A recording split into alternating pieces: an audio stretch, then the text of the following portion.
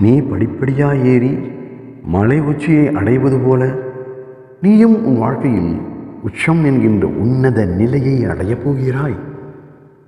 நீ மேலே ஏறி உச்சத்தை அடைய ஏறி போக வேண்டிய படிக்கட்டுகள் நிறைய உள்ளன. எல்லாவற்றையும் நீ ஏறி கடந்து தாண்டி வர வேண்டும். வழியில் பல தடைகள் வந்து உன் பாதையை மறைக்கும். பல சோதனைகள் இடைமறித்து உன்னை திசை திருப்பும்.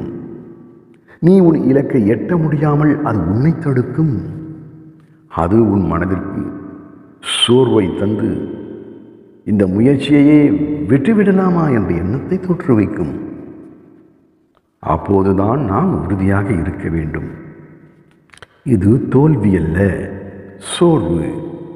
ஒரு சின்ன சறுக்கள், நம் வாழ்க்கை பயணத்தில் இடையிலே வந்த சின்ன சறுக்கள். இதை தாண்டி என்னால் மேலே ஏறி போக முடியும் என்ற நம்பிக்கையோடு இரு. சாய்பாபா உன் கைபிடித்து ஒரு உன்னதமான உயர்வான வாழ்க்கையை அமைத்துக் கொடுப்பார், இது உறுதி. ஆகவே நீ உன் முயற்சியில் வெற்றி அடைவாய், வேண்டியதும் கிடைக்கப் பெறுவாய். உறுதியோடு இரு.